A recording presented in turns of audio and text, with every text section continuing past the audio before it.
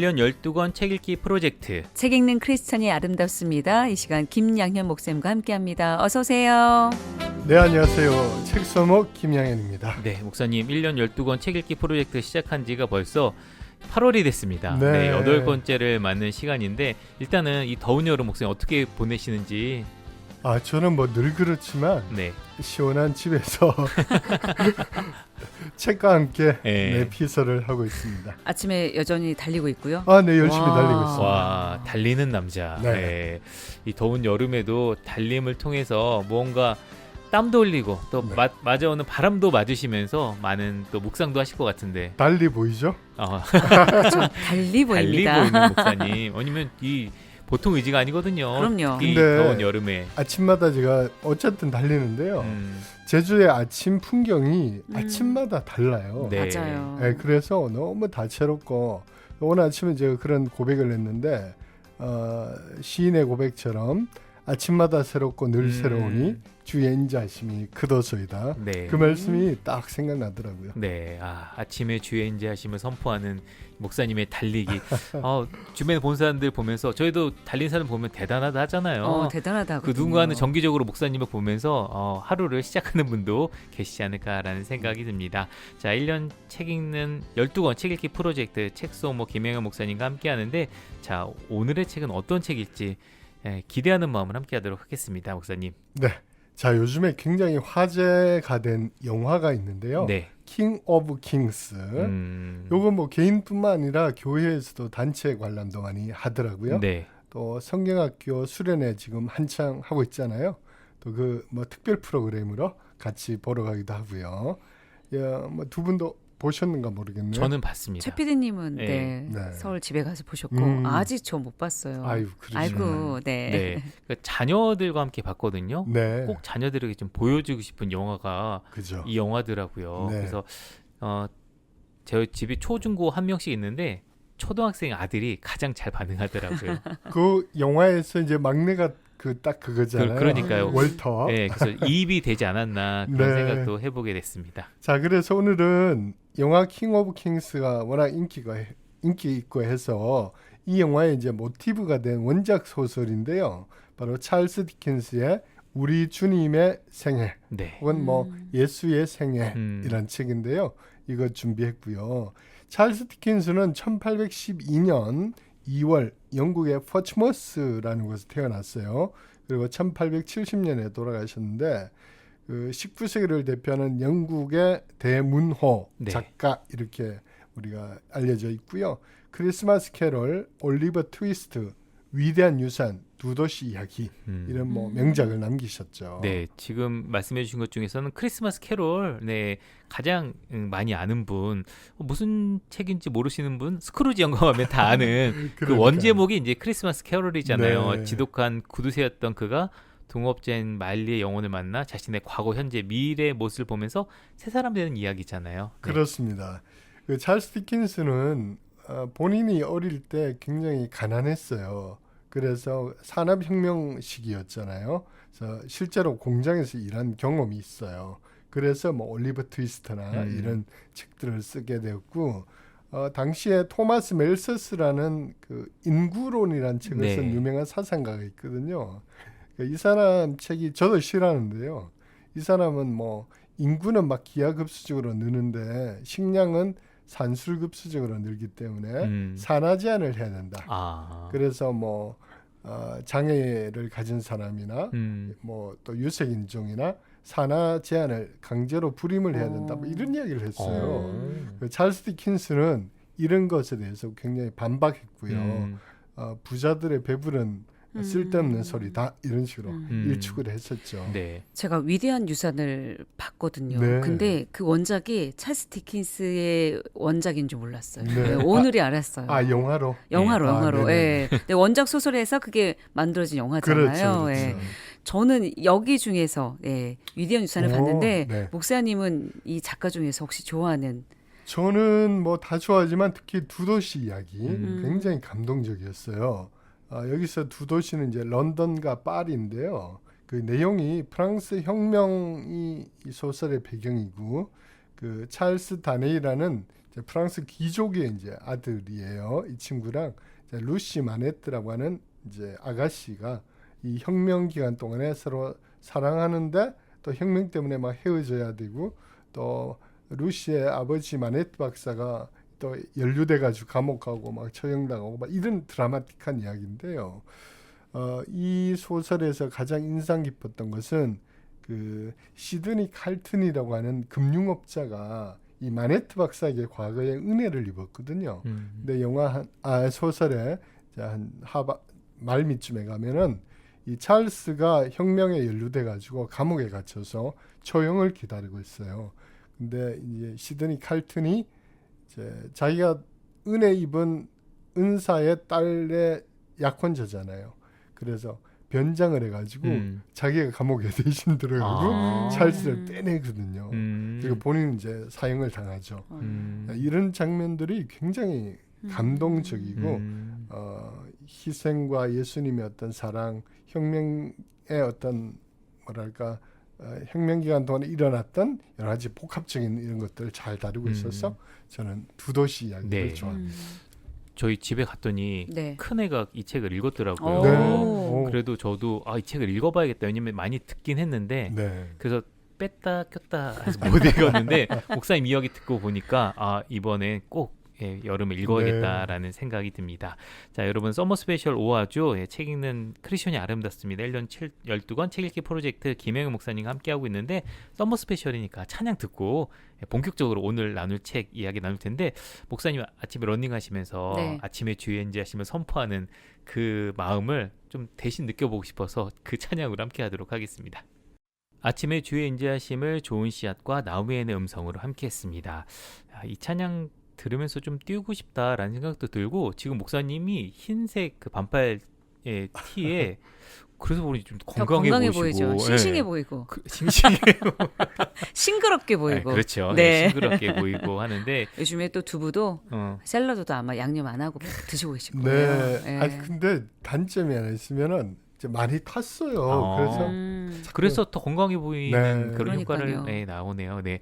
아무튼 목사님 부러움에 좀 사적으로 얘기를 좀 해봤고요. 본격적으로 오늘 나눌 책 찰스 디킨스의 책 예수의 생애 이야기를 할 텐데 이 원작을 배경으로 영화가 만들어진 거잖아요. 네. 이 책 예수의 생애는 어떤 책인가요? 그 찰스 디킨스는 평소에 본인의 아이들에게 예수님의 이야기를 자주 들려주셨다고 해요. 본인도 신실한 그리스도인이었지만 자녀들 역시 뭐 성경을 잘 알고 또 성경대로 살아가는 그런 아이들이기를 바랬던 거죠. 그러다가 1849년에 특히 이제 누가복음을 바탕으로 해서 바로 이 예수의 생애라는 책을 썼고요. 출판을 목적으로 쓴 건 아니고 자녀들에게 물려주기 위해서 자녀들이 이것을 읽고 또 자녀들이 자자손손 이렇게 좀 기억했으면 좋겠다 이런 마음으로 썼다고 해요. 네. 우리 자녀들에게 들려주기 위해서 책을 썼다. 예, 부럽기도 하지만 도전도 되지만 각자마다 달란트가 있으니까 저는 네. 쉽지 않을 것 같고요. 그런데 복음서는 사실 우리가 말씀에 성경에 나와 있으니까 그냥 들려드리면 될 텐데 네. 굳이 왜 책을 썼을까? 이유가 있을 것 그죠. 같아요. 굉장히 중요한 질문인데요. 이미 복음서가 있는데 굳이 쓸 필요가 있었을까? 네, 당연하죠. 근데 이 책을 제가 읽어보니까 쓸만했다 이런 생각이 들어요. 제가 볼 때 한 두 가지 정도 같은데 첫째는 자기 아이들을 대상으로 썼잖아요. 어떻게 보면은 복음서의 지명이나 뭐 사건들, 인물 또 어떤 것들은 아이들이 이해하기에 좀 어려운 부분들이 상당히 맞아요, 있단 맞아요. 말이에요. 그래서 찰스 디킨스가 아마 본인도 그런 걸 느꼈던 것 같아요. 그래서 아이들이 잘 이해하도록 풀어쓰려고 노력했는데요. 그중에 이런 문장이 있어요. 예루살렘은 그 나라에서 가장 큰 도시였어. 현재 런던이 영국에서 가장 큰 도시인 것처럼 말이다. 그 예루살렘에 헤롯이라는 왕이 살았단다. 이렇게 이제 표현하거든요. 그러니까 아이들이 현재 영국에 살고 있으니까 뭐 예루살렘과 런던을 비교하면서 이렇게 썼던 거죠. 그러니까 우리 아이들의 예루살렘 좀 네. 먼 얘기고 멀어요. 네. 네. 뭐 저희도 안 가봐서 성경으로만 뭐 뉴스로만 익숙한 곳인데 아이들을 위한 배려가 참 돋보이는 예, 그런 포인트인데요. 네. 아이들이 잘 이해하고 복음서의 내용을 잘 알아듣게 하려는 작가의 의도가 충분히 담겨 있는 것 같습니다. 네. 자, 또 한 가지는 책 첫 문장에 딱 등장해요. 이렇게 적고 있는데요. 사랑하는 아이들아, 아버지는 너희가 예수 그리스도의 삶에 대해 알기를 몹시도 간절히 바란단다. 모든 사람이 그분에 대해 알아야 하기 때문이다. 죄를 짓거나 병에 걸리거나 비참한 사람들 모두를 그분처럼 선하고 자비로우며 다정하게 대하고 불쌍히 여긴 사람은 아무도 없었단다. 자, 찰스 디킨스가 이 문장에서 보면 자기 아이들이 예수님을 바로 알기를 일단 원했고요. 특히 예수님께서 가난한 사람, 또 병든 사람들, 불쌍한 사람들을 사랑으로 대하셨다는 거, 이걸 아이들이 알기를 원했던 거죠. 찰스 디킨스 본인도 어릴 때 가난했었고 또 그가 살던 시대는 막 산업혁명기니까 도시 빈민들이 많았거든요. 그러니까 아이들이 복음을 제대로 이해하는데 그 복음의 핵심은 예수님처럼 가난한 사람들을 잘 살피는 것. 이게 이제 이 책의 목적이라고 할 수 있겠죠. 네.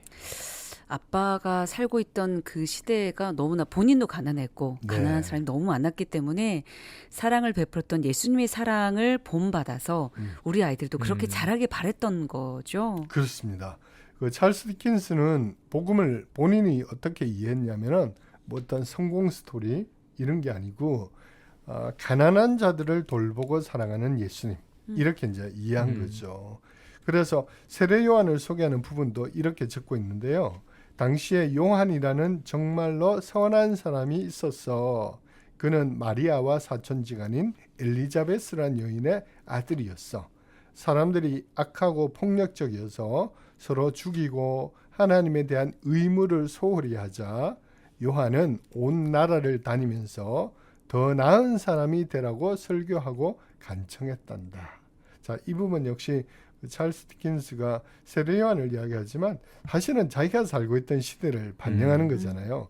기독교 국가라는 영국이었지만 그 당시에 뭐 산업혁명 이래서 가난한 사람들도 많았고 또 정치도 뭐 좀 약간 본인 생각할 때 잘못된 부분도 있고 하니까 이제 더 나은 사람 또 더 나은 나라가 되기를 바라는 이런 마음이 들어 있었던 거죠. 네. 자, 찰스 디킨스의 예수의 생애 책 소목 12권 책 읽기 프로젝트 8월의 책으로 소개하고 있는데 서머 스페셜에서 찬양 한 곡 더 듣고 이 뒷부분 이야기할 텐데 이 OST가 있어요. 네. 유명한데 이 곡이 워낙 어려워서 이 곡을 커버할 수 있는 정도의 실력이면 정말 정상급이다 할 정도로 많은 분들이 지금 회자되고 있는데 Live Like That이라는 곡인데 극동방송에서 커버로 저희가 만든 게 있습니다. 그 곡 듣고 계속해서 책 이야기 이어가도록 할게요.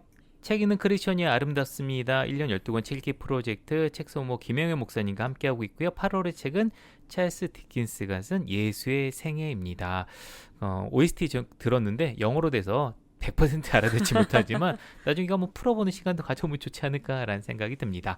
자, 찬양 듣기 전에 예수의 생애가 우리 찰스가 아이들에게 전한 이야기라고 했고 어떻게 생각해보면 아이들을 향한 설교 메시지라고 네. 할 수 있고 또 이 작가가 해석한 복음서라고도 이야기할 수 있지 않을까라는 생각이 들어요. 네, 맞습니다.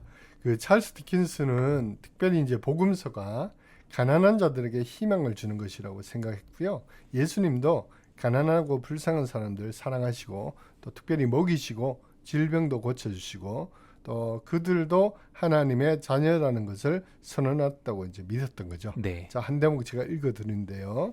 이 사실을 어른이 되어서도 잊지 말거라. 사랑하는 얘들아, 가난한 남자나 여자, 아이 누구에게라도 절대 거만하거나 불친절하게 대하면 안 된다. 그들이 나쁜 사람들이라면 만일 그들에게 좋은 친구와 가정이 있고 가르침을 더 잘 받았더라면 그들은 더 나은 사람이 됐을 거라고 생각해라.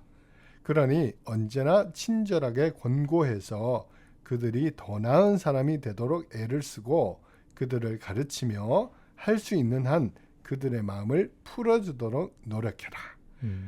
또 이렇게 쓰고 있는데요.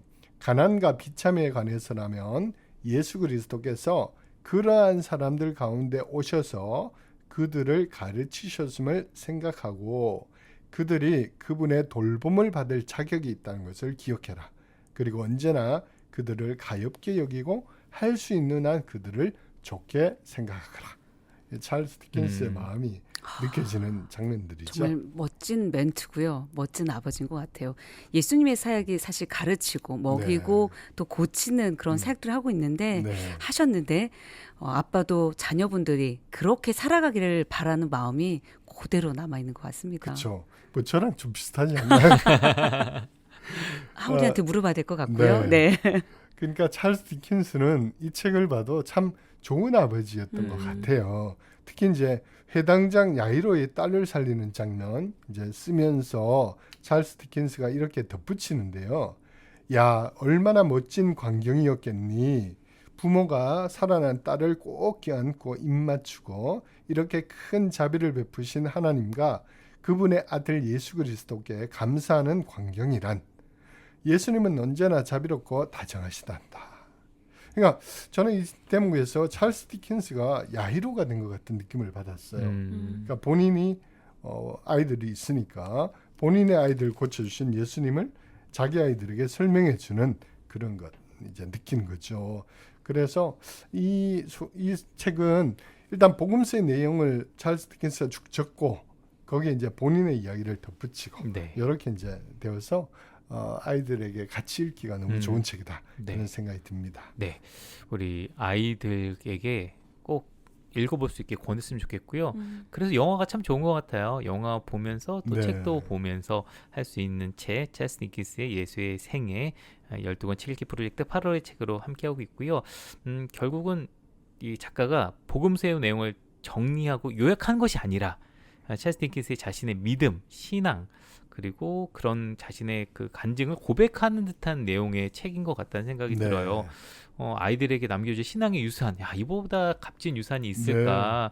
어쩌면 또 유언장과 같은 얘기일 수도 있겠다 생각이 들어요. 네, 저도 그런 생각을 했는데요.